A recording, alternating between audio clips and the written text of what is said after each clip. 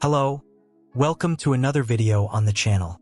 Sophia was a 17-year-old girl living an apparently privileged life in Stillwater, Oklahoma, a quiet town in the heart of the American Midwest. The only child of a successful business couple, she lived in a luxurious mansion and had access to everything money could buy. However, behind the golden doors of her home, Sophia faced challenges that no wealth could solve. Since the age of 12, Sophia had suffered from a severe form of paralysis that confined her to a wheelchair. As if that wasn't enough, she also struggled with severe cystic acne that covered her face, neck, and back. The combination of these conditions left her deeply depressed and isolated. Despite her parents trying everything, the best doctors, experimental treatments, alternative therapies, nothing seemed to help.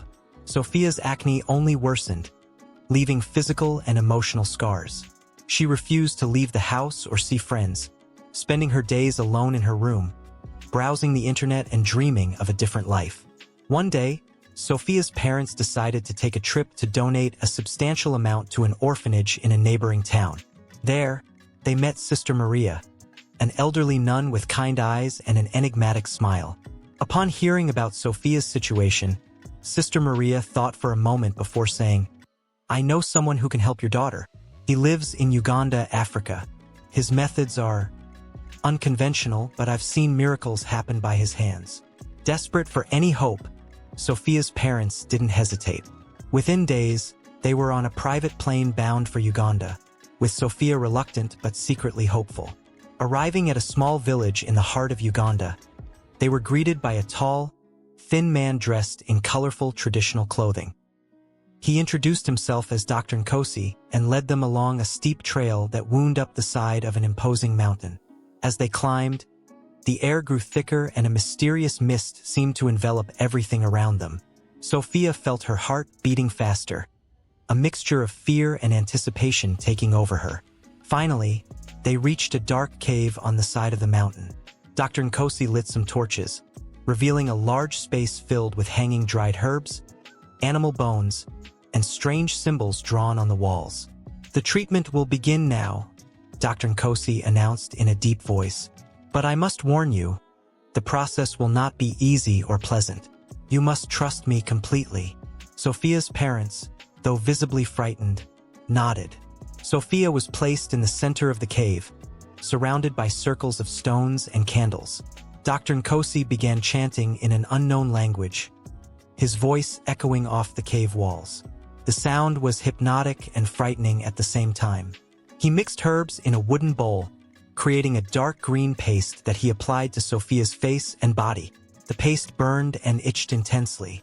Sophia wanted to scream, but found she couldn't move or speak. Her parents watched, horrified, but unable to intervene. The ritual continued for hours. Drums began to sound from somewhere in the depths of the cave, mixing with Dr. Nkosi's chants. The air grew heavy with smoke from burning herbs. Suddenly, Sophia felt something moving under her skin. It was as if thousands of ants were crawling all over her body. The sensation was unbearable, but she still couldn't move or scream. Then, as suddenly as it began, everything stopped. Silence fell over the cave like a heavy blanket. Dr. Nkosi approached Sophia and removed the herb paste from her face with a damp cloth. To everyone's amazement, Sophia's skin was smooth and clear, with no sign of the acne that had tormented her for years. But the miracle didn't stop there. Slowly, Sophia felt sensation returning to her legs. With tremendous effort, she managed to wiggle her toes and then bend her knees. Tears streamed down her parents' faces as they watched their daughter stand up on her own for the first time in years. Sophia took hesitant steps, then firmer ones, until she was walking freely around the cave. Dr. Nkosi smiled, his eyes gleaming in the torchlight. "The spirit of the mountain heard our call," he said simply. "Your daughter is healed." In the days that followed, Sophia fully regained her movements and her skin remained flawless. She returned home transformed, not just physically, but in spirit as well. The experience in the Uganda cave changed Sophia profoundly. She became a passionate advocate for traditional African medicine and dedicated her life to building bridges between different healing approaches around the world. Although many questioned the veracity of her story or sought scientific explanations for her miraculous recovery, Sophia knew the truth.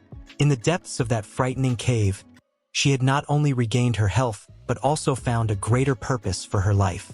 Until the next video,